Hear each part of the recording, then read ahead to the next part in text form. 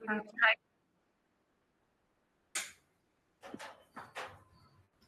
Hello, good evening. Good evening. Yeah, we will just wait for 2 more minutes and see if someone is joining. Sure, sure.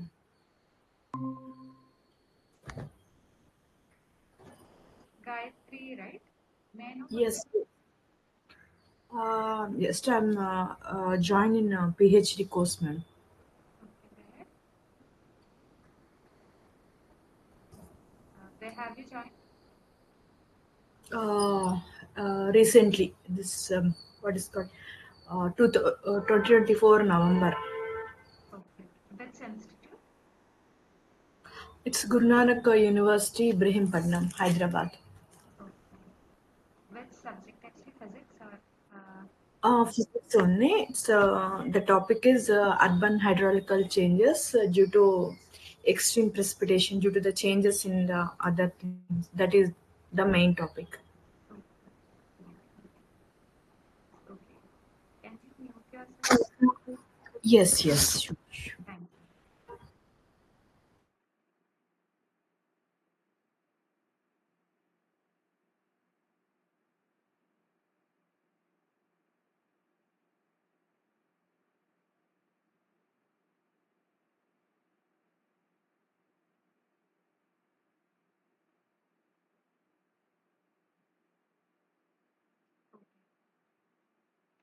I think we will start. So today is a week 6 of the NPTEL live interactive session for the course Introduction to Atmospheric and Space Sciences. So last week we were mostly discussing about visceral temperature. We also learned some of the new some terms like mixing ratio, specific humidity, and also we learned about the first law of thermodynamics, different forms, and finally I think we ended by deriving the dry adiabatic chemistry. Okay, today I was thinking we will start with potential temperature, which is another form of another temperature that we generally use in atmospheric science, similar to that of visceral temperature. So potential temperature, which is basically denoted as theta.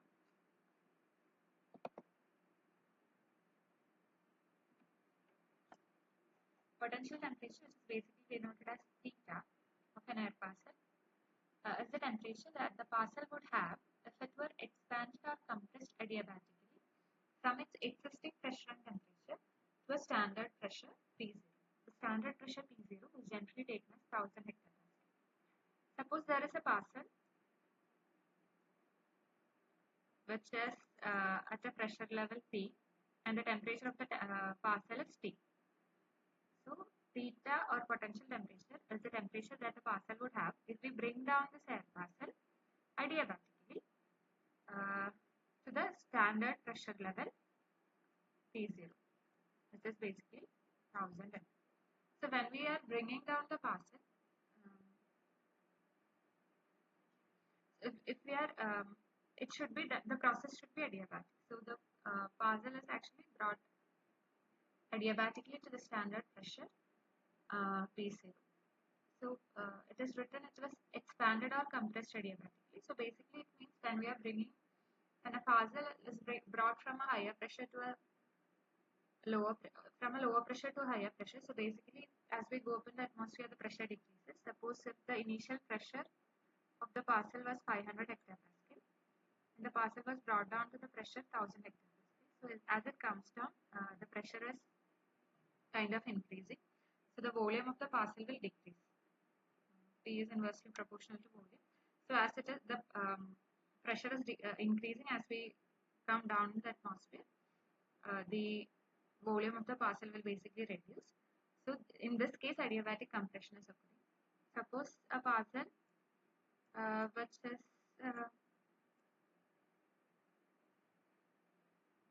which is at 1000 hectopascal is brought to a higher height or lower pressure, maybe to a height of 700 hectopascal or something. If it is brought up, if it is moved upward, in that case the pressure is decreasing as we move up in the atmosphere. In that case, it will be adiabatic expansion. So basically, potential temperature of an air parcel is defined as the temperature that the parcel would have if it were expanded or compressed based on the current temperature in which the parcel is as of now. Based on what is the current pressure of the parcel, either the parcel will be brought down or it will be brought up to the standard pressure level P0. Then at that pressure, what will be the temperature that the parcel will be having? That is basically known as potential temperature. And it is given by the equation theta is equal to T into T0 by P the whole raised to R by C. So theta is the potential temperature that we are talking about.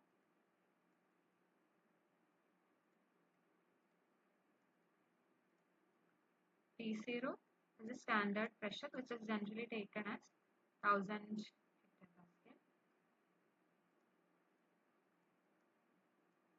And P is the pressure of like the current pressure of the parcel, or the air parcel was existing at the pressure level P. And T is the temperature that the parcel would have at the pressure level P. And R we know a specific gas constant. In case of dry air, it is having a value of 287.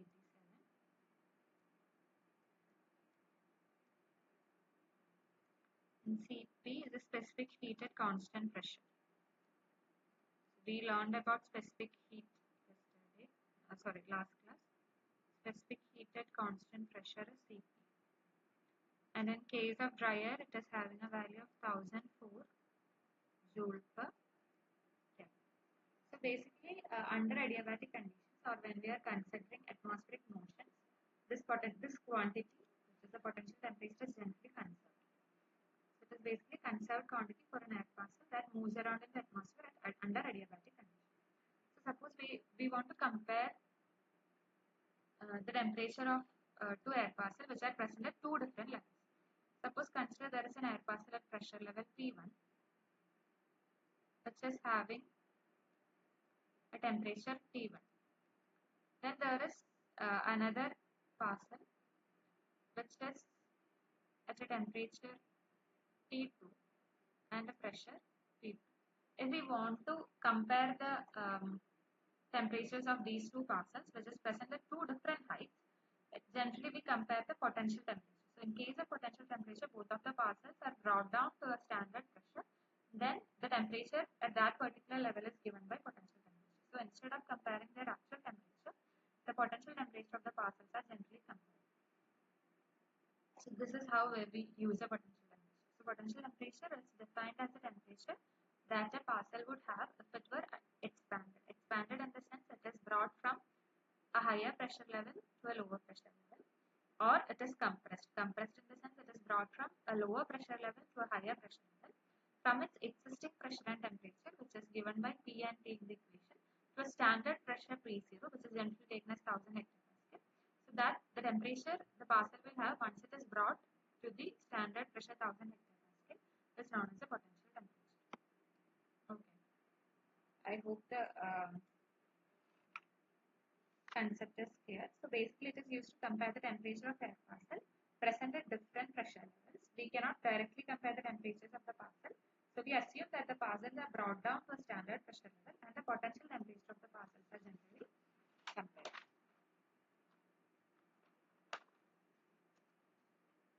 Now let's see how the equation for potential temperature is derived. We just saw the equation as theta is equal to T into T0 by P the whole raised to R by C. Now let's see how did we reach this equation. So theta is the potential temperature. Theta is given by T into T0 by P the whole raised to R by C.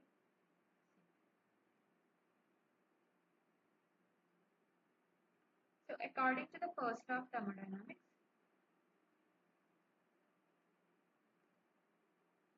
first law of thermodynamics,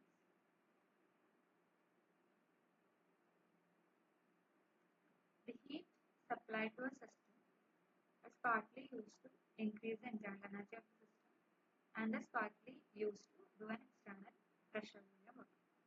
So dq is basically given by du plus dw, and we learned three different forms of first law of thermodynamics. In terms of specific heat at constant pressure,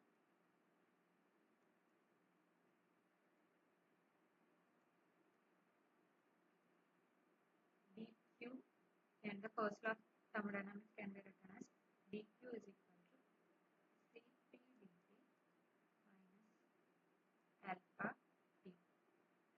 The detailed derivations will be in your NPTEL class, like how the different forms of first law of thermodynamics have been derived. We discussed the different forms in the last class. So since generally we assume the atmospheric motions are adiabatic in nature. Generally we assume the atmospheric motions are adiabatic in nature. So can you tell me, when we are considering an adiabatic process, which of the above quantity will be zero? What parameter will be zero in case of an adiabatic process? Can you tell me? In case of an adiabatic process, what will be zero? When we say a process is adiabatic, what does it basically mean? So in case of an adiabatic process, dq, the heat supplied, will be zero. dq will be zero, which means the above equation reduces to Cp dt is equal to alpha t, right? dq will be zero. So the first law of thermodynamics, this equation 1 reduces to Cp dt is equal to alpha t. Now, if we, from the ideal gas law, we know P is equal to rho RT, or P alpha is equal to R, where alpha is the specific volume is 1 by rho. It is basically the volume occupied by 1 kilogram of an ideal gas. So P alpha is given by RT. So from this we can substitute alpha is equal to RT by. So the equation becomes Cp dt is equal to RT by P into T. Now we integrate this equation. So we are bringing down a parcel from initial pressure P. This is from initial temperature T to the final temperature or the potential temperature dt. Cp into dt by T becomes T. We bring it here, it will be Cp into integral T to theta dt by 2 is equal to R into integral. So the initial pressure was P. It is brought down to the standard pressure P0. So R into dt by Cp into integral T to theta dt by T is equal to R into integral T to P0 dt by T. So it will become, once we integrate, the integral of dt by T is log T, integral of dt by P is log T. So it will become Cp into log final by initial temperature is equal to R into log, here again final by initial temperature. Or we can write log theta by T is equal to log P0 by P, the whole raised to R by C. The logarithm both sides will be gone. So it will become P into P0 by P, the whole raised to R by.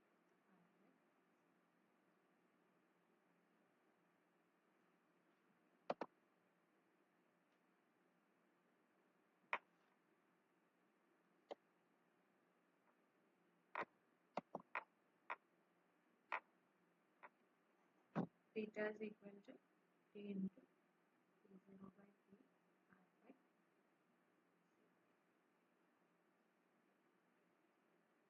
This is the equation for potential temperature. basically derived it from the first law of thermodynamics, assuming all atmospheric motions are adiabatic. We got dq is equal to 0. From there, we derived the potential temperature equation, which is theta is equal to T into T0 by P, the whole raised to R by C.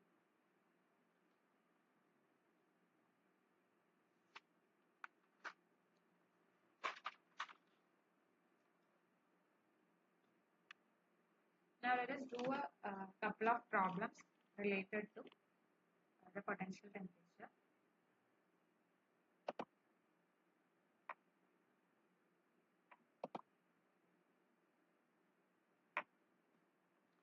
First question, given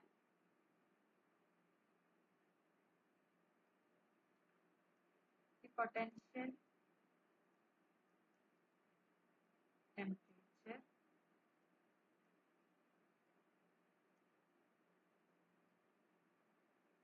of an air parcel is 300 Kelvin, what will be its temperature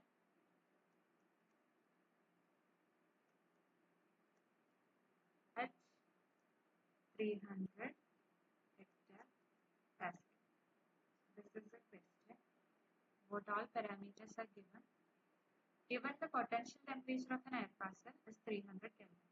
Potential temperature is given. So potential temperature is basically denoted by theta. So theta is given as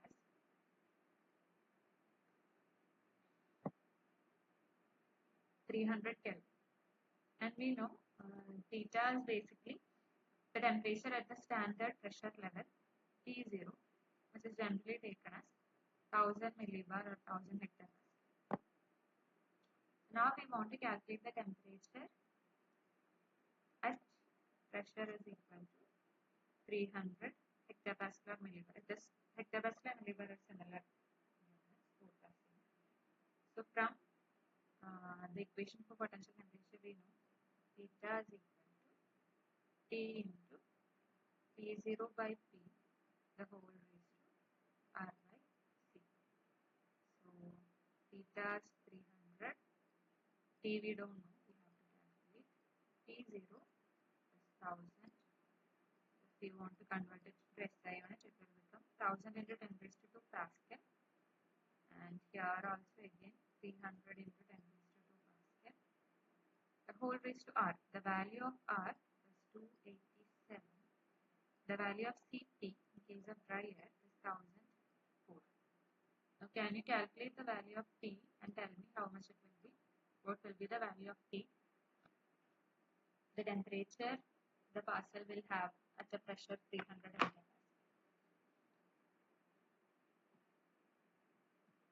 What will be the value of T?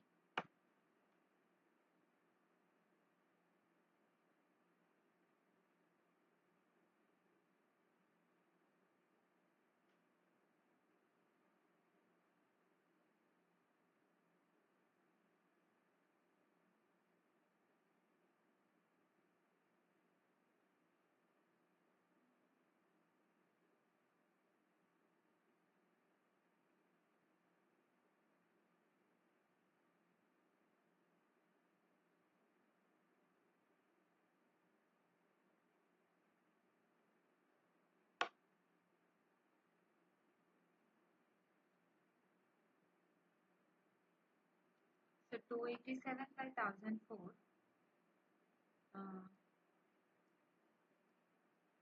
will be, so here will be 10 by 3. The whole raised 287 by 1004 will give you a value around 0.28. So 10 by 3 into 0 raised to 0.28. 10 by 3 is basically 3.33 raised to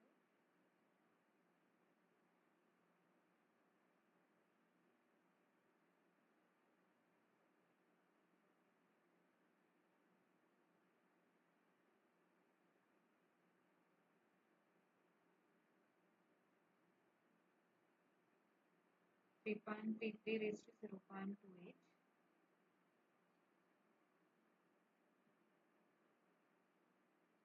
Yeah, it is coming around 212.6.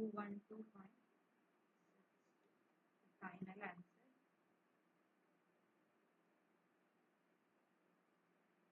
T will be around 212.76 approximately 212. So this will be the temperature that the parcel will have at the pressure level 300 hectopascal. So basically from the equation for potential temperature we derived that we got the answer. I think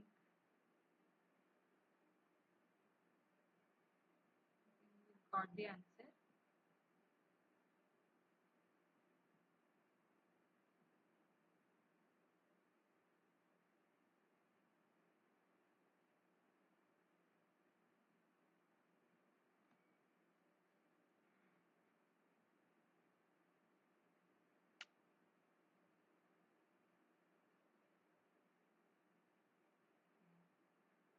Just a minute. I think I just closed.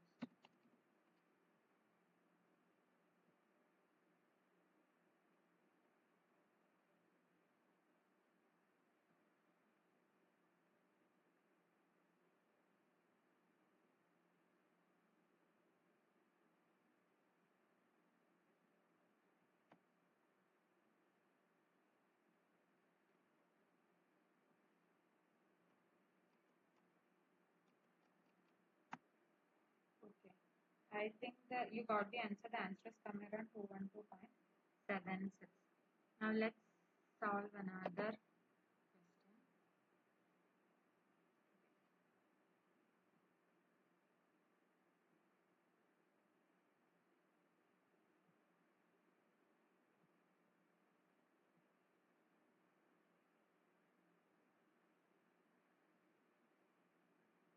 Yeah. Now let's see another question. The question is an air parcel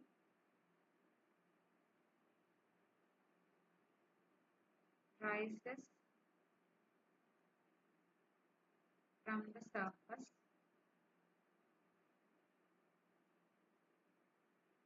at 1000 millibar to 700 millibar surface, 1000 millibar to 700 millibar surface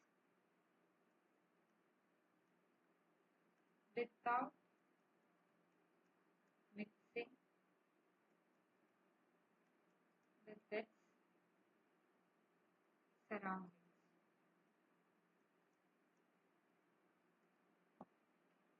If its surface temperature is 25 degrees Celsius, what is its final temperature?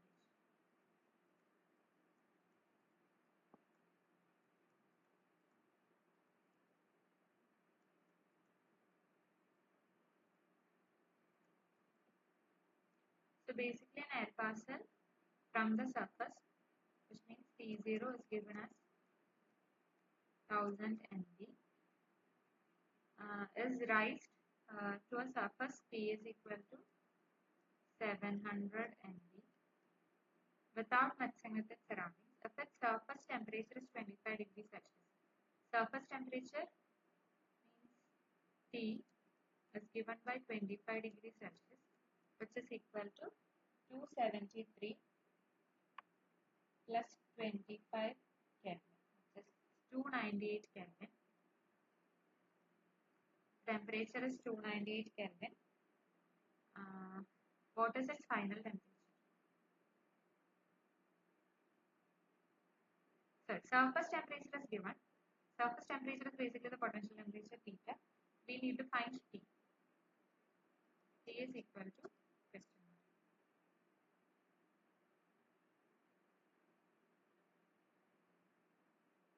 Yeah. So basically, an air parcel rises from the surface, which is at 1000 MB, to 700 MB level without mixing with its surroundings. temperature is 25 degrees Celsius. The surface temperature, which is the temperature corresponding to the standard pressure level 1000 MB. That is basically the potential temperature that we have been discussing. So if the surface temperature is 25 degrees Celsius, what is its final temperature? So here again, theta is equal to T into T0 by P, the whole raised to R by Cp. So theta is given as 298. T we need to find.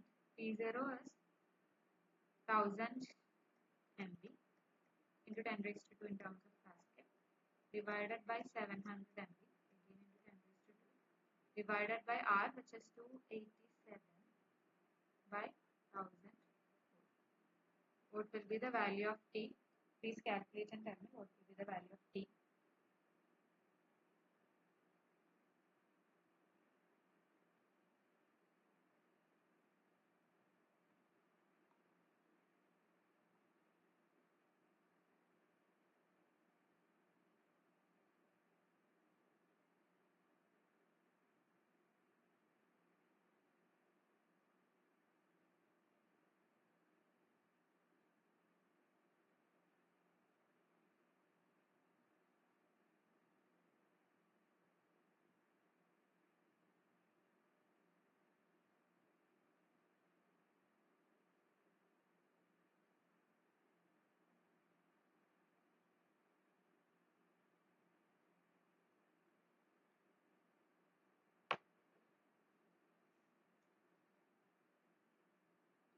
Just anyone got how much it will be?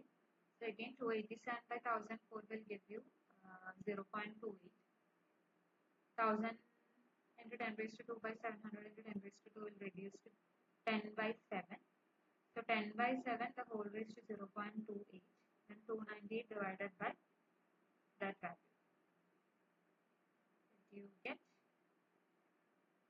how much it will be? Anyone?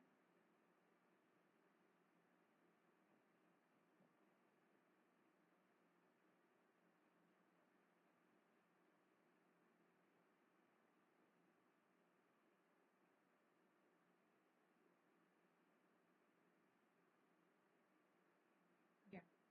So the answer is 269.196 Kelvin. Thank you so much. The answer will be 269 Kelvin approximately. The answer is 269 Kelvin. So from surface, when the parcel was raised to higher pressure, or it was expanded, expanded to higher pressure of 700 MB, the temperature reduced from 298 to 269 Kelvin. So this is one way of solving the problem. We can solve it in another way as well.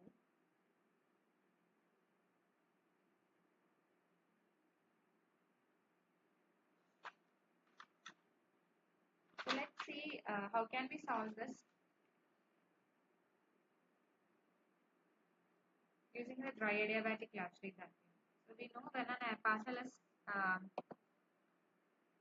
moving up in the air, the temperature of the parcel reduces at a rate gamma. Gamma is the dry adiabatic Latry, which is equal to minus G by Cp, which is 9.8 divided by 1004, which will be 9.8 Kelvin per kilometer, or 0.009 Kelvin per meter. So this is the value of gamma. So when an air parcel from the initial temperature T0 and it rises up in the air at the particular height set, the temperature the parcel will have is T is equal to T0 minus gamma set. So in this question we know, so T at 750 is basically what we have to calculate. We know what is the value of T at the surface, which is T1000. The value of gamma also we know, is 9.8 by 1000 or 0.009 into Z. We don't know the value of Z. So T70 is equal to T1000, which is 298 minus 9.8 by 1000 into Z. So if we know the value of Z, we can calculate temperature at 750 hectopascal using this equation, but we don't know the value of Z. So the value of Z can be found out from the hydrostatic equation, which is dP by dZ is equal to minus rho G. dP is equal to minus rho G into dZ. So dP is basically the difference between the pressure levels. So the surface is 1000 and we are basically trying to find the temperature at the level 7, not 750, 700. So delta P will basically be 1000 minus 700, which is 300. So 300 is equal to rho.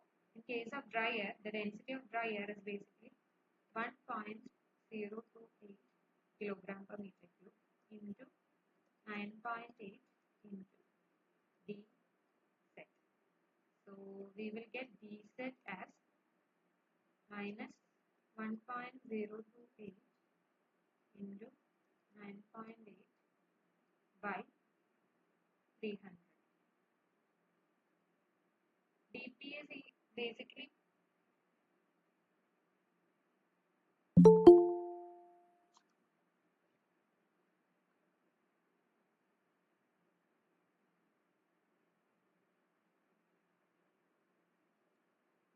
yeah.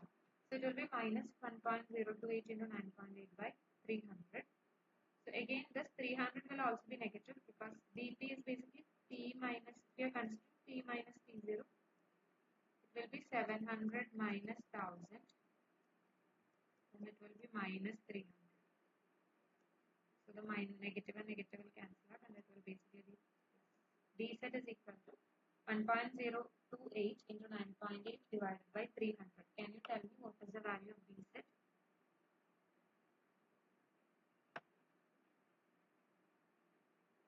1.028 into 9.8 divided by 300.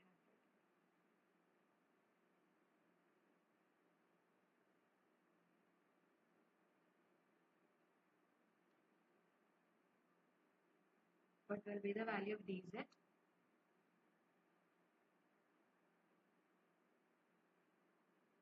Yeah, 0.033. Yeah, negative will come since dP is also negative, the negative will be cancelled out. So dz will basically be minus 0.03, not minus, plus 0.03 minus. So what is basically dz? Dz is the height difference between T0 and T, right? So at T0 the height is Z is equal to 0 and at T the height Z is 0.3 meters.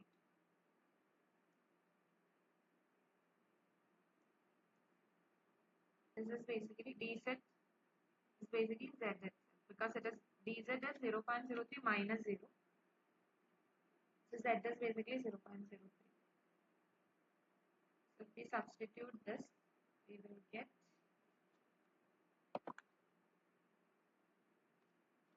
just now we got delta Z is equal to 0.03 meter.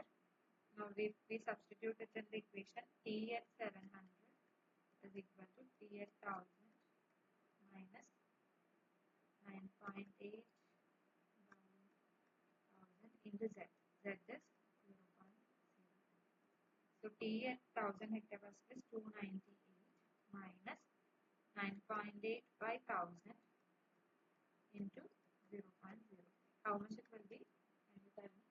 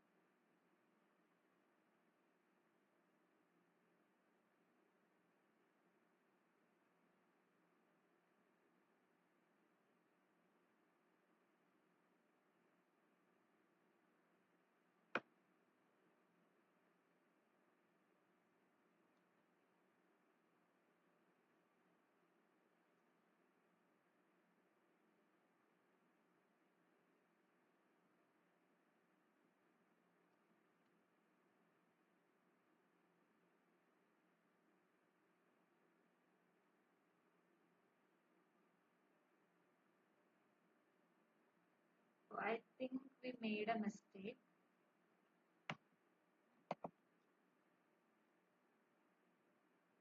Because here,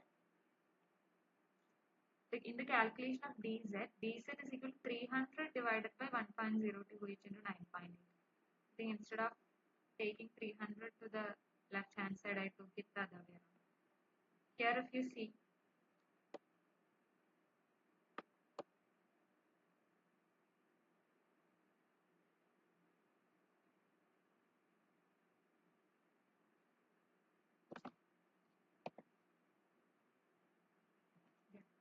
here if you see from this equation, dz is equal to 300 divided by 1.028 into 9.8. This is how it was supposed to be. We made a mistake over here.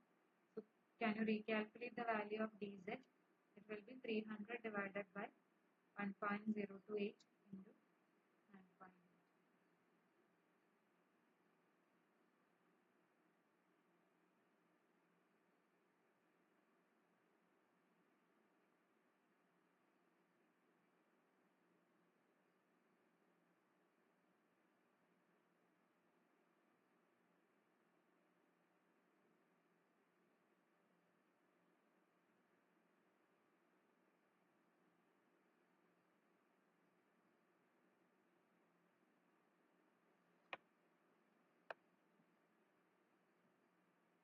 Yeah, 29.778.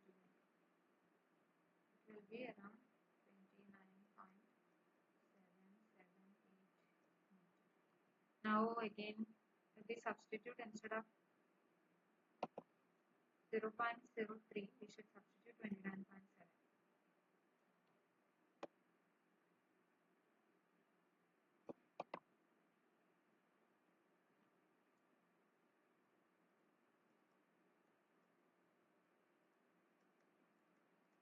How much it will be?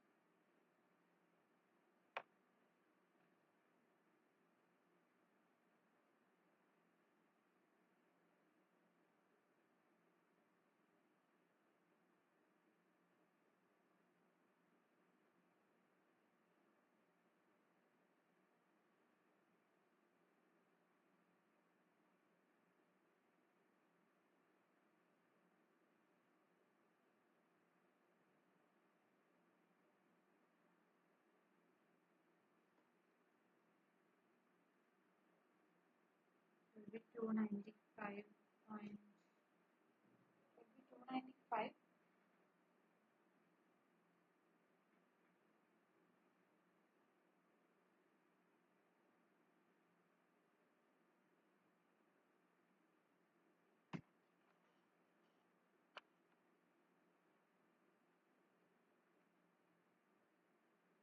We made a mistake somewhere again. We should get the same value. So in the first case, we got a value around 269 Kelvin, right? We should get the same value because we are using, like, we are just changing the method, but values are the same. I'm not sure where did I make a mistake again.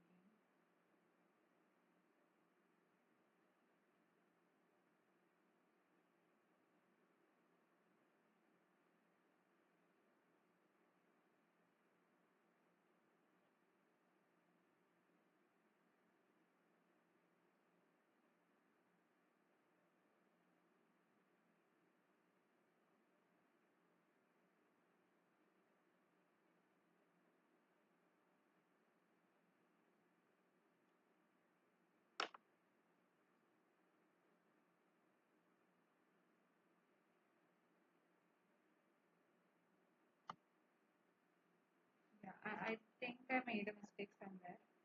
Please recheck the equation and then try to solve it again. Because the value should be similar to what we got using the first method, which was 269 Kelvin. Somewhere in between I have made a mistake. I'm not sure where, so please do recheck. And if you find, please do tell me where did I go wrong. We'll move on to the next question. So please do recheck that we should get the value of 269, whatever value we got using the first method. Here I have miscalculated it somewhere, I'm not able to find it now. So please recheck again, then let me know if you find the mistake. Okay. Sorry about that, I don't know where did I go wrong. Okay. So the next problem is calculate the potential temperature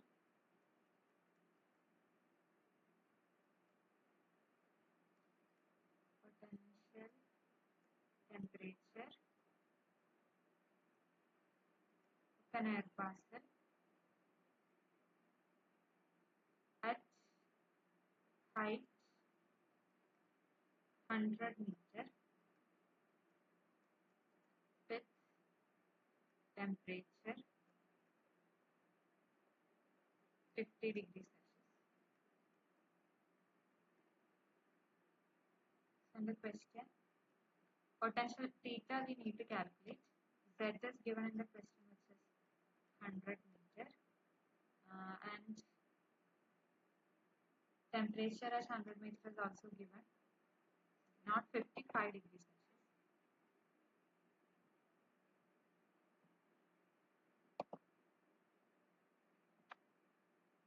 Is given as 5 degrees Celsius, which is 273 plus 5, which is 278 Kelvin, right? And the surface pressure we know is 1000 Kelvin. So potential temperature is basically the pressure at the temperature at the surface level, or the standard pressure level, which is 1000 MV. So P0 is equal to 1000 MV.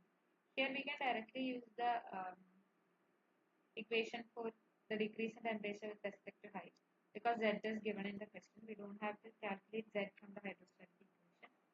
So we know the equation as T is equal to T0 minus gamma Z. T0 is basically theta. T0 we have to calculate. So T0 is equal to T plus gamma into Z, which means T is given as 278 Kelvin plus gamma as 9.8 by 1000 into 100. So it will be 278 plus 9.8 divided by 10, or 278 plus 0.98. It will be 278.98 or 279, approximately 279 Kelvin. So this is the potential. So potential temperature, you just have to remember that is the temperature corresponding to the standard pressure level 1000 MV. Even though directly it is not indicated as potential temperature, if it is understood that the temperature is corresponding to that of the standard pressure level 1000 MV, it is the potential temperature only. So even though it is not directly implied in the question, just go through the question carefully and then understand that if the temperature is corresponding to the standard pressure level, then it is potential temperature. Okay. Now let's see some important moisture parameters. So these things we have already discussed in the last class. Like I just introduced to you what is mixing ratio, what is specific humidity and all. So I will just introduce some more terms similar to that of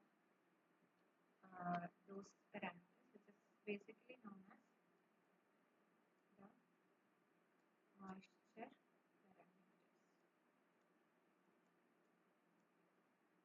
So what does it mean by moisture parameter?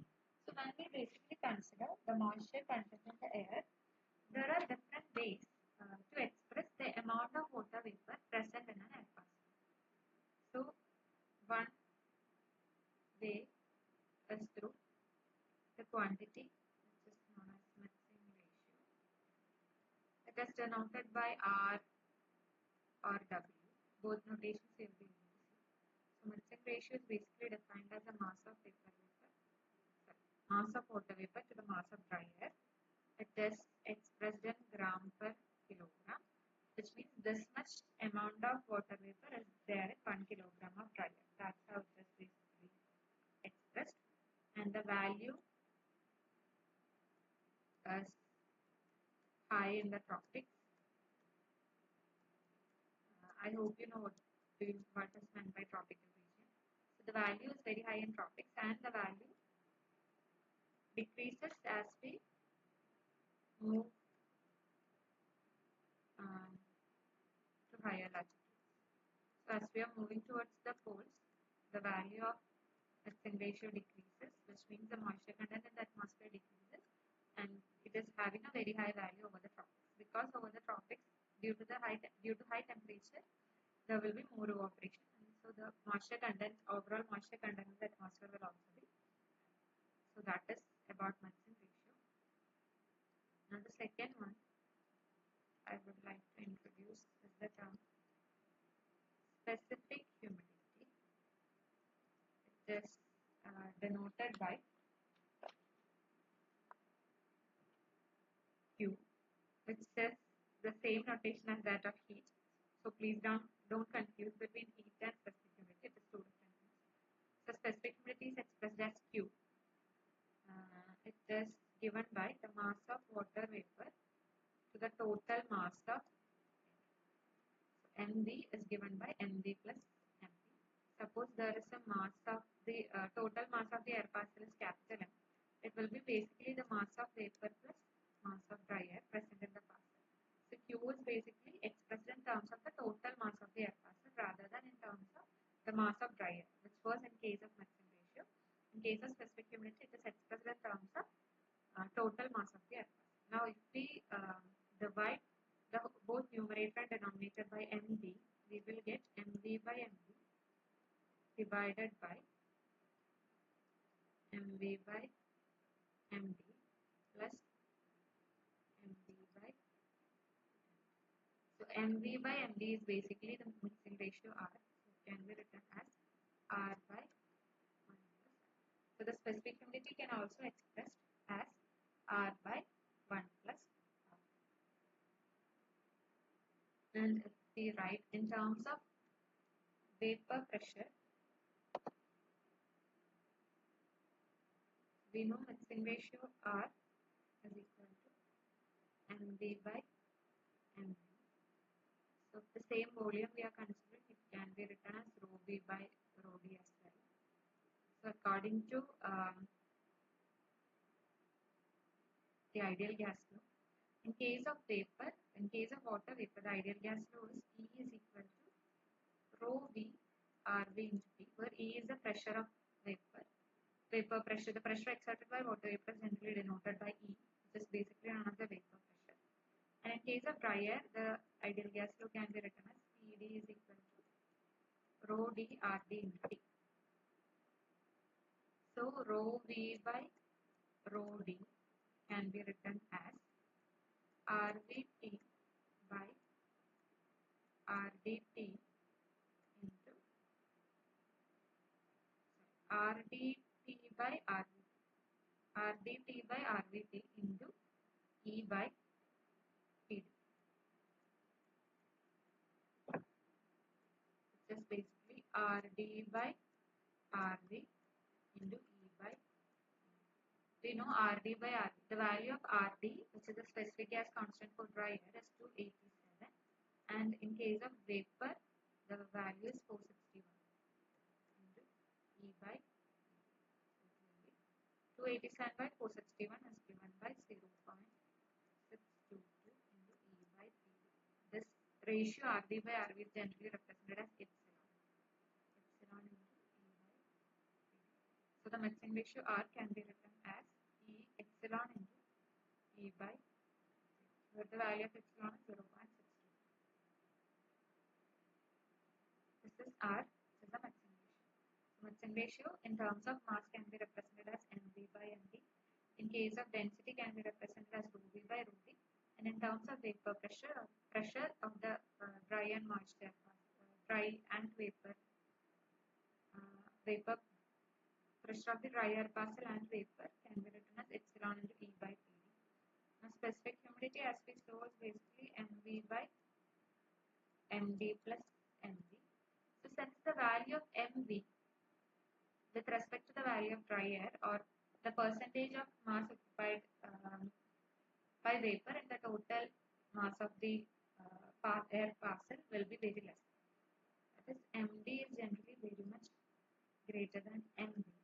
So basically Q will reduce to Mv by Md, or the mixing ratio itself, because the mass of dry air is very much greater than Mv. The denominator reduces to Md itself, or for practical purposes, for practical purposes, specific humidity Q is considered approximately equal to mixing ratio.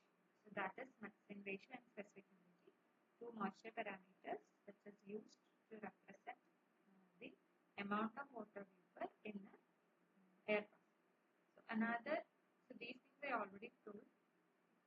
Vapor pressure, these terms. Vapor pressure is a pressure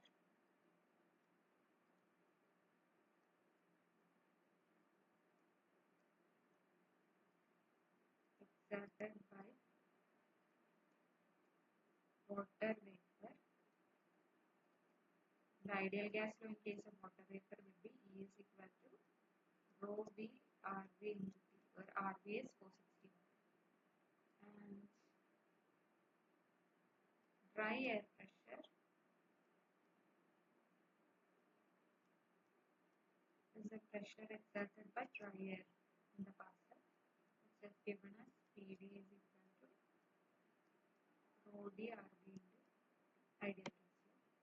And then the total pressure T is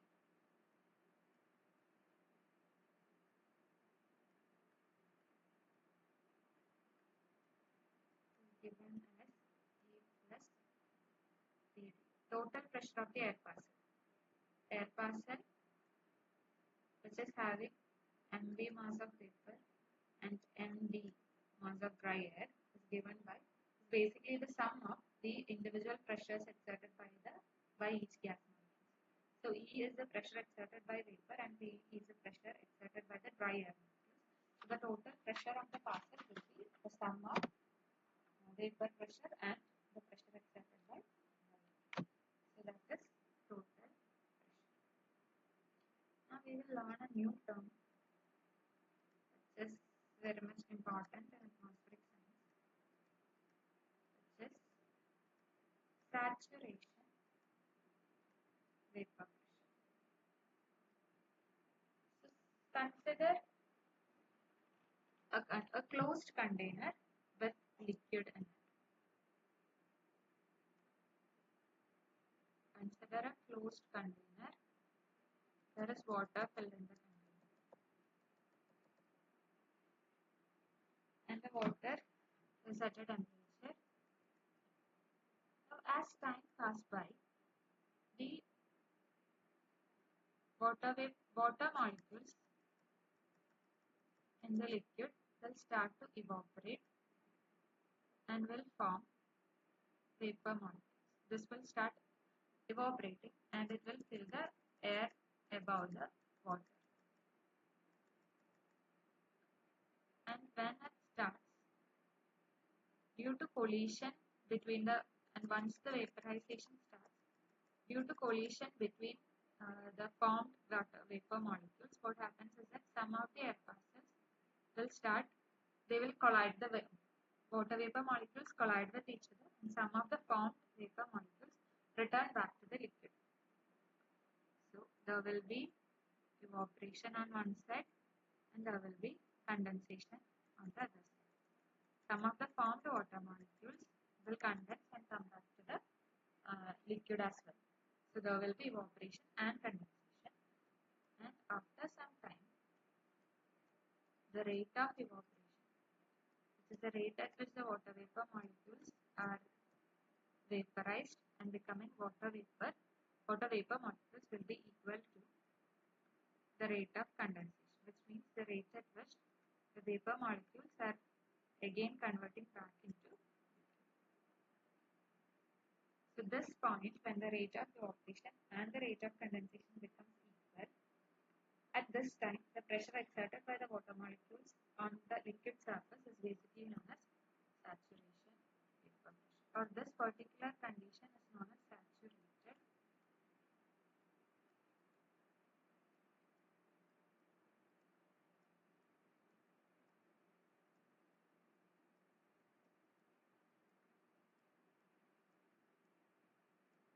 pressure exerted by the vapor molecules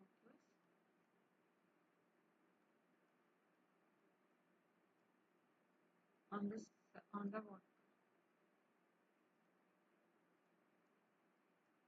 So at the point when the rate of condensation becomes equal to rate of evaporation, at that point is when we generally say the air above the water surface is saturated, and the pressure exerted by the air above the liquid at this particular point is known as the saturation vapor pressure. So saturation in the sense the air above the water cannot hold anymore water vapor in it. So there will be a maximum amount of water vapor that an air parcel can hold. If it exceeds or if it reaches that maximum amount, then we say the air parcel is basically saturated. And when it exceeds that particular amount, then it is said to be supersaturated, and then the condensation starts to begin within the parcel. So there is a maximum amount of water vapor molecules that an air parcel can hold. So that maximum amount is known as saturation, and the pressure exerted by the vapor molecules when the parcel is basically saturated is known as saturation vapor pressure. So if the parcel exceeds the amount of water vapor molecules that it can hold, then condensation will start to begin in the parcel. So that is basically saturation vapor pressure, the maximum amount of pressure, the maximum amount of water vapor molecules that a parcel can hold in it is basically known as saturation. It's basically called as saturation, that maximum limit. So ES, it is this saturation, we know the vapor pressure is represented as E, and the vapor pressure when the parcel is saturated is known as ES. It is known as saturation.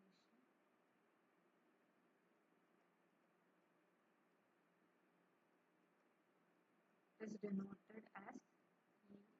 Saturation vapor pressure is denoted as E subscript S. So saturation mixing ratio.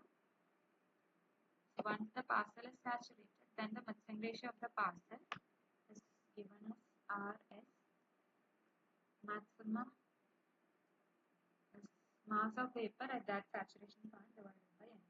This is saturation mixing ratio.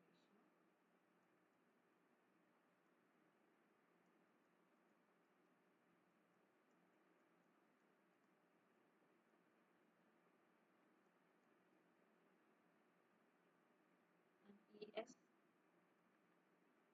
is saturation vapor pressure.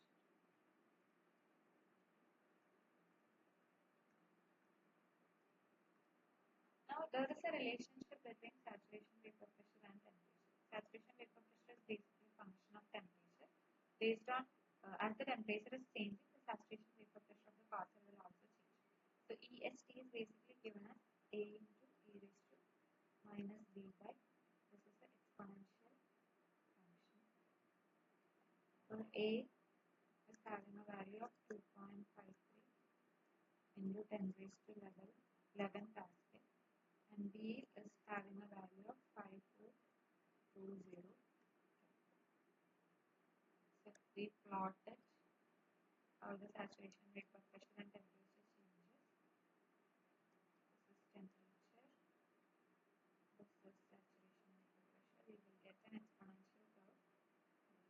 as the temperature increases, saturation vapor pressure also increases. So what basically happens is that we know when the temperature of an air parcel is increased, the air parcel expands, right? The volume of the parcel increases. So as the air parcels expand, more space will be there in the parcel. So then it can hold more water vapor molecules. As it expands, there will be more empty spaces within the parcel. So it will be able to hold more water vapor molecules. So that is a simple sense in which you can understand why the saturation vapor pressure is increasing as temperature is increasing. So warmer the atmosphere, its saturation will also be high. It means atmosphere can hold more water. Now let's so that is about saturation vapor pressure.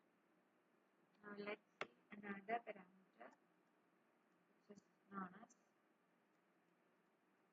relative humidity. So relative humidity is basically, earlier we learned specific humidity. This is relative humidity is generally expressed in percentage. So it basically tells the amount of water vapor in atmosphere to the saturation vapor pressure at some given temperature. It basically tells you the amount of water vapor in the atmosphere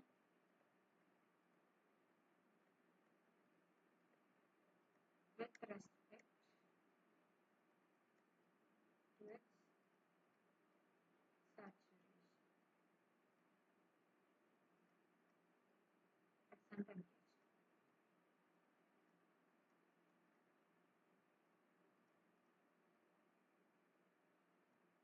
So basically it is denoted as F. F is given by mixing ratio by, it can be expressed in terms of mixing ratio, also it can be expressed in terms of vapor ratio.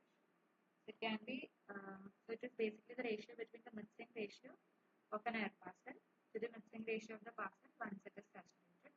And also it is the ratio between the vapor pressure of an air parcel with respect to the saturation vapor pressure of the parcel at some given temperature. Okay. So when we say the air parcel is having a relative humidity of 40%, it means it can hold 60% more water vapor. 60% more water. It has a capacity to hold only 40% of its capacity is filled, and still 40% of the space can be filled with water vapor molecules. That's basically it. So when we say in case of a saturated air parcel,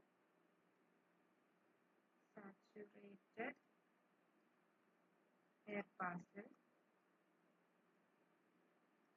the mixing ratio will become saturation mixing ratio, right? Also, the vapor pressure will become the saturation vapor pressure. So, which means F will be 1 or 100%. So, in case of a saturated air parcel, the relative humidity will be 100%. So, that is relative humidity. So, what all things we learned? What is mixing ratio, which is MV by MV. We learned what is specific humidity, which is mass of vapor to the total mass of the air parcel, MV by MV plus MV. Then we learned what is vapor pressure, we know already. And we learned what is saturation vapor pressure. Saturation vapor pressure is the pressure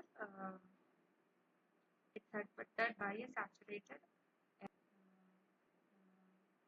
on a plane surface of water. So that is basically saturated vapor pressure. Then we learned what is relative humidity. It is basically the ratio between the mixing ratio of an air parcel to its saturation mixing ratio, or the vapor pressure of an air parcel to its saturated vapor pressure. And when one parcel is saturated, its relative humidity will be 100%. Okay. Now let's learn some new types of temperature. we already learned what is virtual temperature, which is the temperature that a dry air parcel would have if it had the same density as that of a moist air parcel at the same temperature and pressure. Sorry, at the same pressure. And we also learned potential temperature.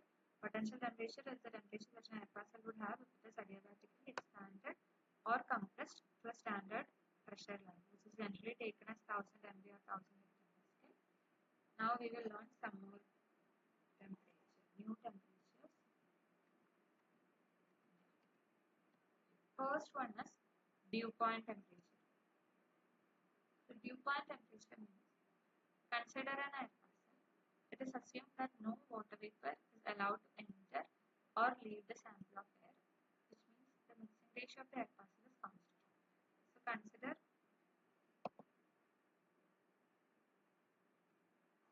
that we have an air parcel and no water vapor enters or leaves the parcel, which means R is constant. So if this moist air parcel is cooled isobarically, and now if we cool this air parcel, so we know that the saturation level of an air parcel basically is a function of temperature, right? So we told like as the temperature increases, the saturation level also increases, which means the maximum amount of water vapor that the parcel can hold also increases. It's just directly proportional. Suppose an air parcel which is not saturated at a temperature T. We need to saturate that air parcel, but we can't add more water vapor to it. So one method is to reduce the temperature. When I said an air parcel can hold more water vapor molecules when we increase the temperature, it also means that when we reduce the temperature of the parcel, it will reach a point at which the parcel cannot hold more water vapor, it becomes saturated. So that particular temperature, even though we didn't add more vapor into it, even if we don't add water vapor to an air parcel, if we reduce the temperature of the air parcel, it will reach a temperature at which the parcel will be saturated, which means it can't hold more water vapor. So that particular temperature is known as dew point temperature or simply dew point. So once the temperature reduces below dew point temperature, then condensation will happen. So we have an air parcel, no water vapor is allowed to enter or leave the air parcel, which means the mixing ratio R is constant. And now if we isobarically cool this air parcel, which means if we reduce the temperature of the parcel, it will reach a temperature at which the parcel will be saturated. So that particular temperature is known as dew point temperature or simply dew point. And if we reduce the temperature again below dew point, if we reduce below TD, then condensation will happen. So that is dew point temperature. Now the second one is wet bulb temperature. Suppose in this case, vapor is added to the sample of air. So we are adding water vapor to an air parcel. So in this case, the mixing ratio will be increased. So if we are adding, then the mixing ratio R will be increased. R, which is basically MV by MV. We are adding water vapor in the sense MV we are increasing. So we are increasing the value of R. At some particular point, the air parcel will be saturated. So that particular point is basically known as wet bulb temperature. In case of wet bulb temperature, we are actually adding more water vapor into the air parcel, and eventually it will reach a point when it will become saturated. That particular temperature is known as wet bulb temperature. So how we are adding vapor to the air parcel? So wet bulb temperature is basically measured using a thermometer, which is slightly different from the thermometer that we generally use. So this is the thermometer that we generally use. It will have that mercury bulb in the bottom, and that measuring scale will be there.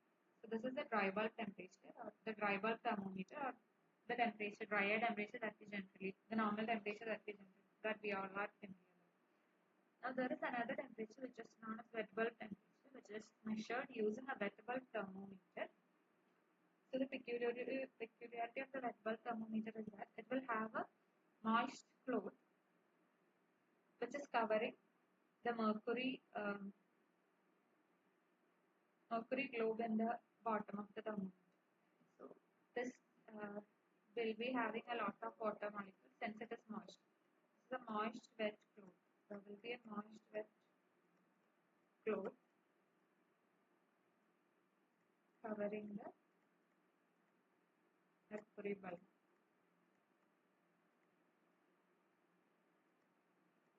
So what happens is that when air comes in contact with the wet cloth, the this water in the moist air parcel moist cloth will evaporate and then um, saturate the air parcel that is coming in contact with this cloth. So as this evaporation is taking place, the latent heat of vaporization will be supplied by the air parcel itself. So since heat is being lost or heat is being absorbed during evaporation, the temperature of the air parcel will slowly start decreasing.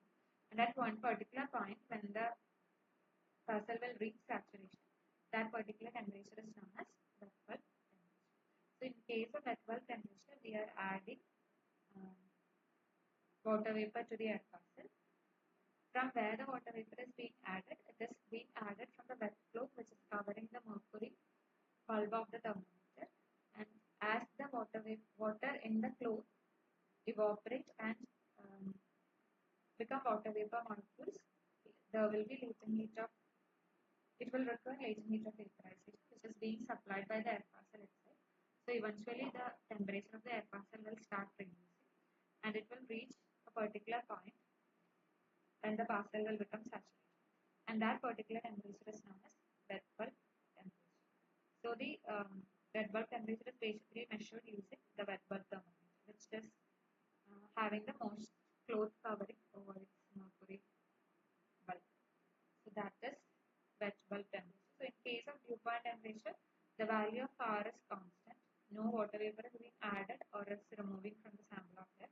We are just isobarically cooling the air parcel, and eventually, due to the decrease in temperature at a particular point, it will become saturated. That temperature is dew point temperature.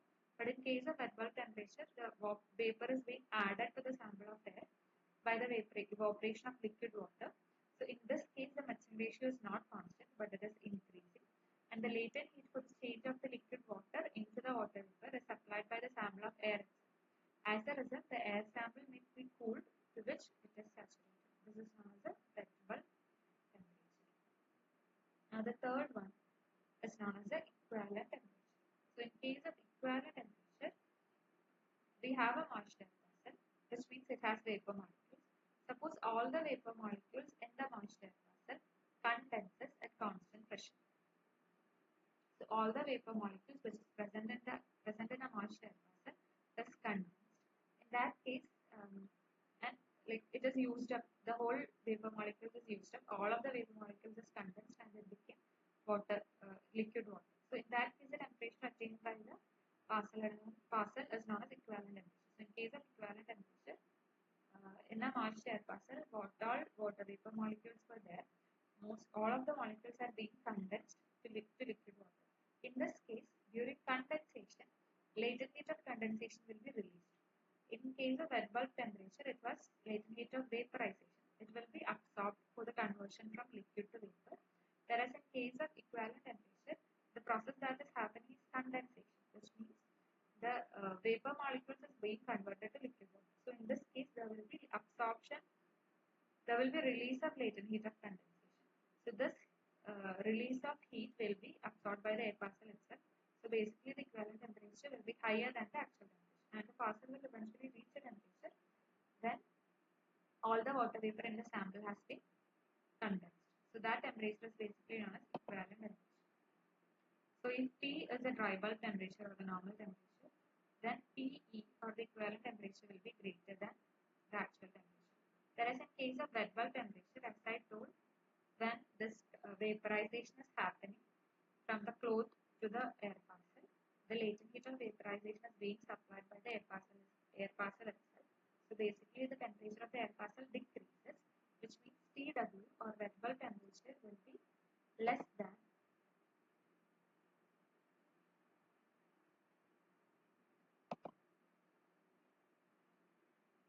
TW will be less than the actual temperature T. And here, in case of dew point temperature also, they are isobarically cooling the air parcel to reach its saturation, which again means the TD will be less than the actual the important temperature that we generally use in atmospheric science. So till now we have learned 5 types of temperature: virtual temperature, potential temperature, viewpoint temperature, red bulb temperature, and equivalent temperature. We also became familiar with the moisture parameters such as mixing ratio, specific humidity, relative humidity.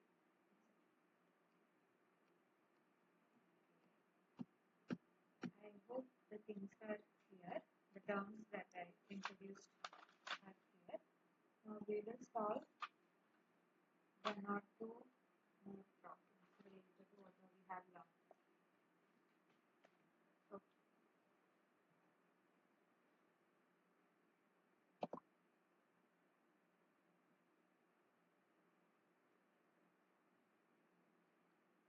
Suppose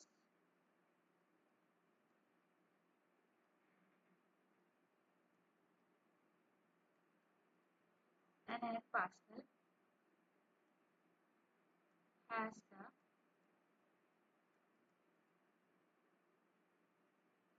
relative humidity of 70% at level 800 hectopascal and temperature is equal to 10 degrees Celsius. Calculate the amount of water. So the question is, suppose an air parcel has a relative humidity. Relative humidity is given by F as 70% or 0.7 at level 800 hectopascal or 800 into 10 raised to 2 pascal. And temperature is given as 10 degrees Celsius, which is 283 Kelvin. We need to calculate the amount of water vapor. Amount of water vapor can be represented as mass, which is mv. So F is the ratio of mixing ratio by saturation mixing ratio, R by Rs. This Rs can be written as, so mixing ratio R we have learned earlier is basically epsilon into vapor pressure by the pressure of dry air or total pressure. R is equal to epsilon into E by P. This we learned earlier. So in case of Rs, it will be epsilon into Es by P. Yeah, epsilon into Es by P. So Rs can be written as epsilon into Es by P will become Rp by epsilon by Es. Now R into pressure is given as 800 hectopascal. So it will be 800 into 10 raised to 2 divided by epsilon is 0.622 into Es. So we also learned Es is given by A e raised to minus B by T. So the value of A is 2.53 into 10 raised to 11 pascal, and the value of B is 5420 Kelvin. We substitute it here, 0.622 into 2.53 into 10 raised to 11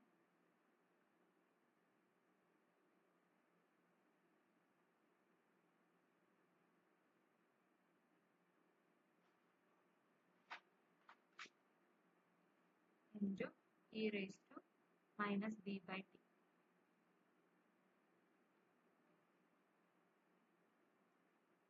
B is given as 5420, T is given in the question as 283 Kelvin.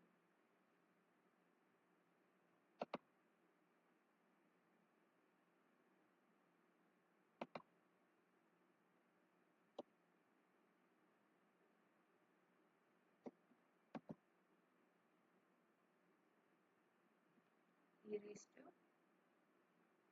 Bs minus 5420 by T. T is 280. Can you calculate and tell me what will be the value of R? R we need to find. F we know.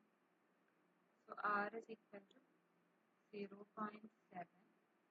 into 0.622 into 2.53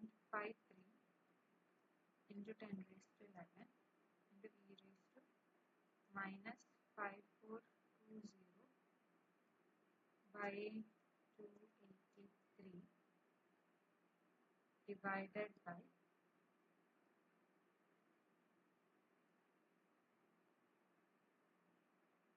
P, which is 800 into 10 raised to, what will be the value of R?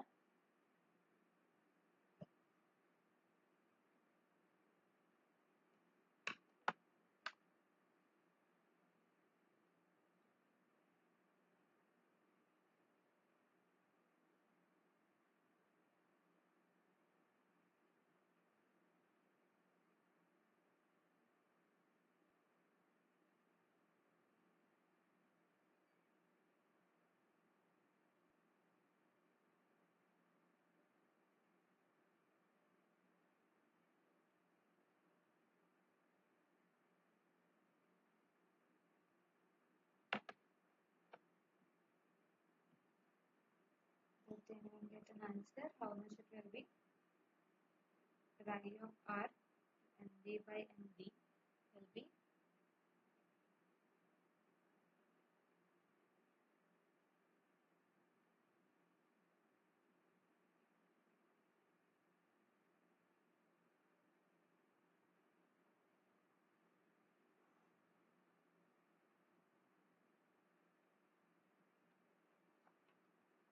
so the value will be 6.6 into 10 raised to minus 3.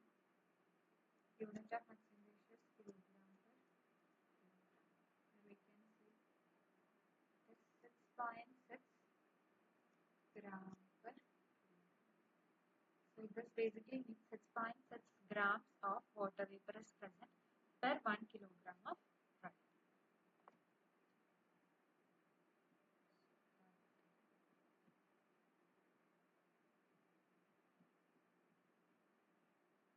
Come around 6.6 into 10 raised to.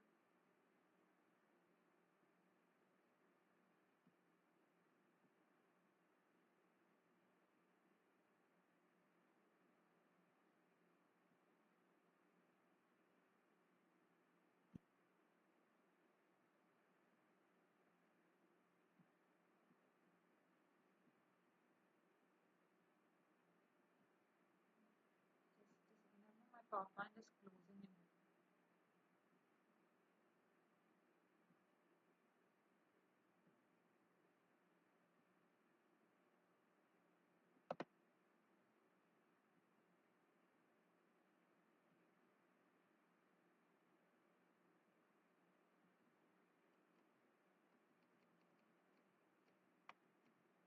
The value will be 6.6 gram of water vapor and 1 kilogram of rice. 6.6 is that.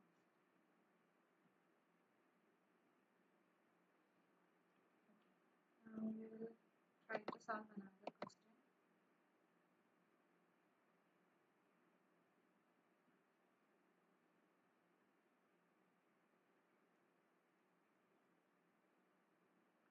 What is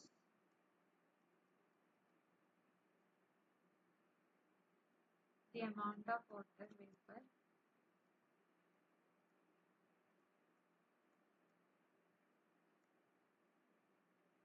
required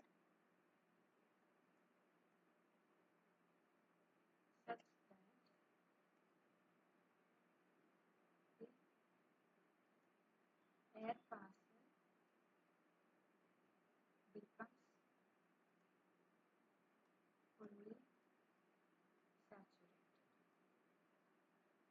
Okay, it is in continuation with the previous question.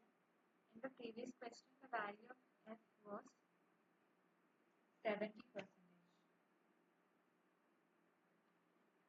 suppose if we want the value of F to be, if we want the parcel to be saturated, which means the value of F will be 100%. If we want the value of F to be 100%, what should be the amount of water vapor required? So we will again solve the equation with 0.1 is equal to R into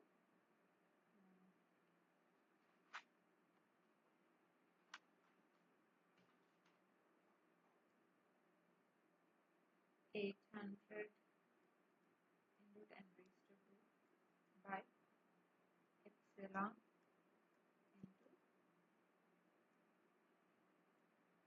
A is 2.5 into 10 raised to 11 into E raised to minus 5420 by 280.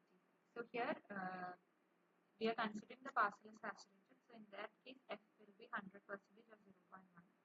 So it will be R will be Rs will be 0.1 into 0.622 into 2.53 into 10 raised to 11 into e raised to minus 5420 by 283 divided by 800 into 10 square. Can you tell me in this case how much will be the value of R when the parcel is saturated or when the relative humidity is 100%? What will be the value of R?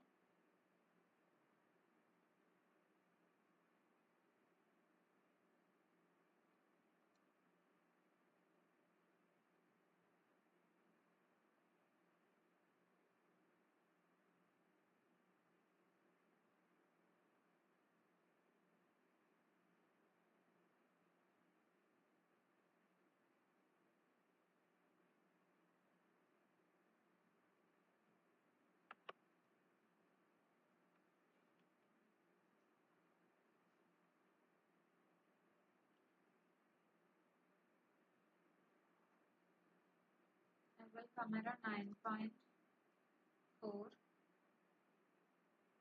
into 10 raised to minus 3 kilogram per kilogram or 9.4 gram per kilogram. So this is the maximum amount of water vapor that the parcel can hold. So in the first case, the value, the current amount of water vapor in the air parcel was 6.6 gram. So how much more amount the parcel can hold is 9.4 minus 6.6 is 2.8 gram of water. So if we add 2.8 gram of more water vapor, the parcel will be saturated. Okay.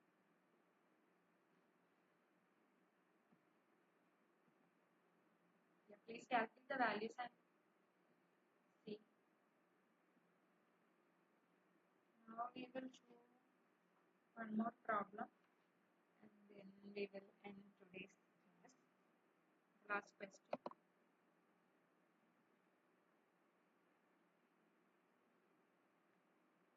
So I hope you remember the dry static energy that we were discussing in the last class.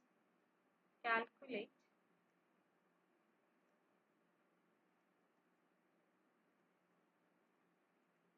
dry static energy of a parcel situated at 600 hectopascal level if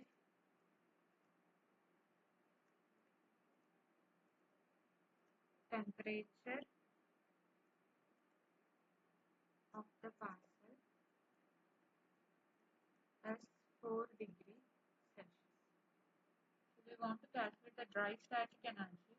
We can represent as dry static DSE at of a parcel situated at 600 hectopascal level. Pressure is given as 600 hectopascal. Temperature is given as 4 degrees Celsius, which is 277 Kelvin. So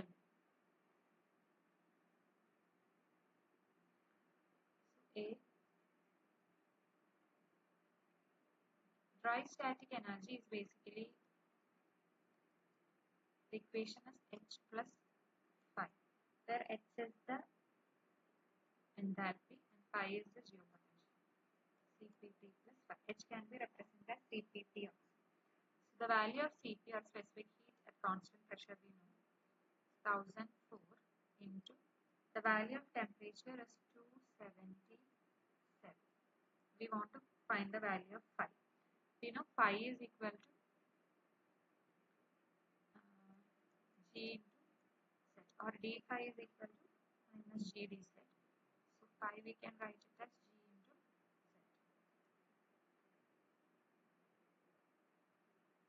And we don't know the value of Z, but we know what is the value of P.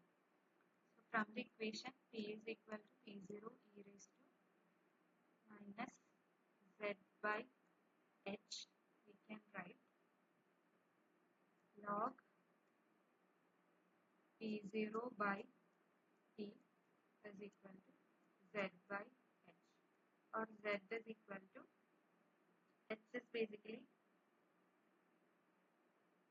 G by RDT. So we can write Z is equal to RDT by G into log P0 by P. So 1004 plus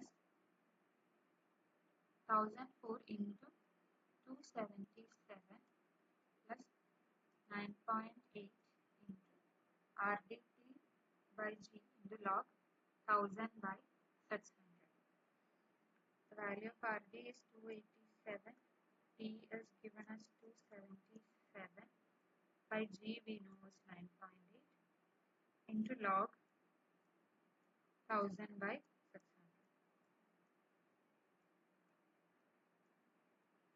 How much it will be? Equal to 9.8 and 9.8 will cancel out. 280, 287 into 277 into log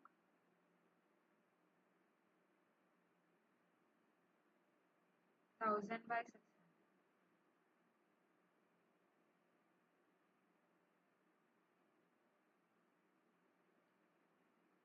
plus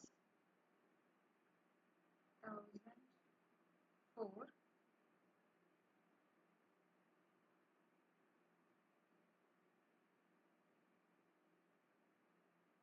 into 277.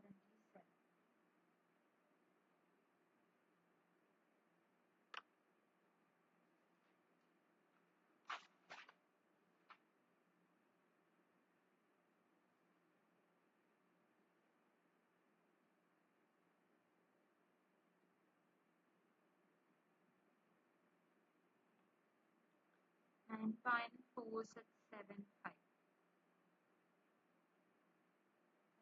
That is the value of what actually? Okay, the value of R, right? Yeah. Thank you. Can you calculate this? How much it will be?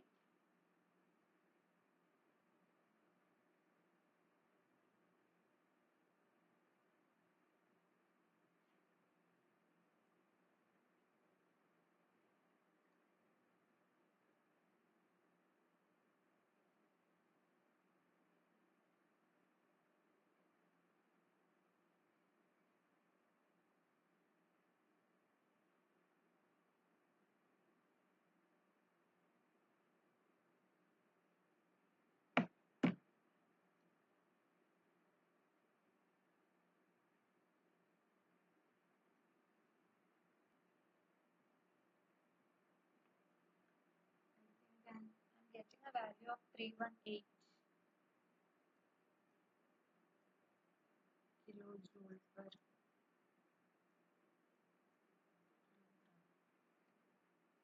kilogram. Calculate and tell me if you're getting a similar value.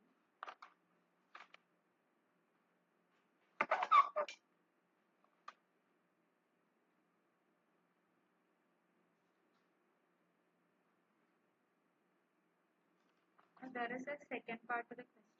So we just found what is the value of dry static energy. Now let's see what is is the value of Marsh static energy. Suppose if specific humidity of parcel is 1 gram per kilogram, what will be its moist static energy? So now we calculated the dry static energy. So moist static energy is basically H plus phi plus an additional term will come, which is latent heat of vaporization into Q, which is CPT plus geopotential plus latent heat of vaporization into specific humidity. So in this case, we already know what is the value of this. This is 318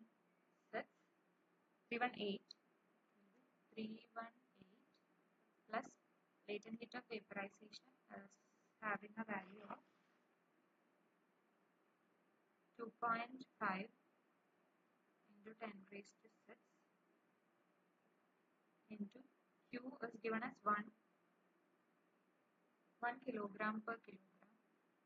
Sorry, 1 gram per kilogram. So it will be 0.001 kilogram per kilogram. So finally you will get a value of 321.35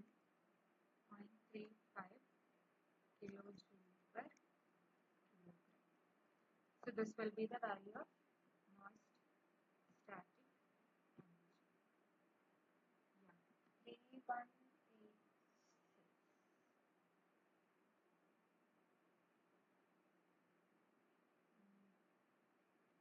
Can I just check the unit actually? 3186. I got around 318 kilojoule per kilogram. So just recheck the value. I think it is in kilojoule, it is coming as 318. It is basically 318 into 10 raised to 3 joule is the value that I got. So you just, in case of moist static energy, it is just dry static energy plus latent heat of vaporization into Q. So latent heat of vaporization, as in case of water vapor, it is a constant. It is 2.5 into 10 raised to 6 into the specific humidity is given in the question as 1 gram per kilogram, and we convert it into kilogram per kilogram. It will be 0.001 plus the moist static energy, which is 318 kilojoule per kilogram. If we just add it, it will come around 321.35 kilojoule per kilogram. This is what I got. Just check with the units if it is correct or not. Please try to solve this and let me know what you got. And the first question also, I think like we solved the question in 2 different ways. Both this we should get the same answer, 260,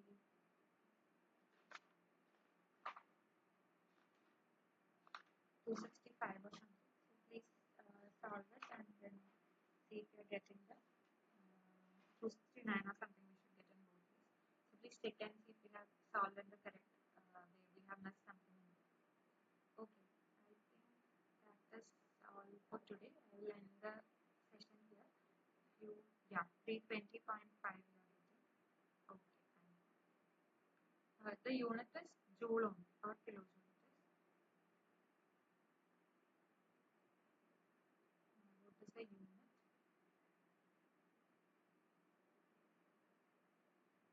Okay, just check with the unit also if it is joule or kilojoule.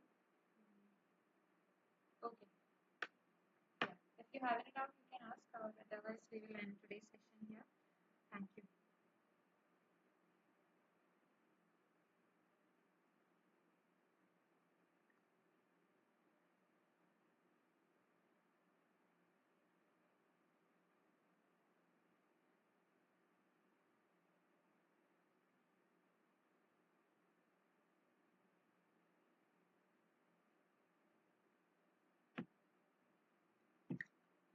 Okay. Then, okay. Yeah. Thank you. Please try to solve it.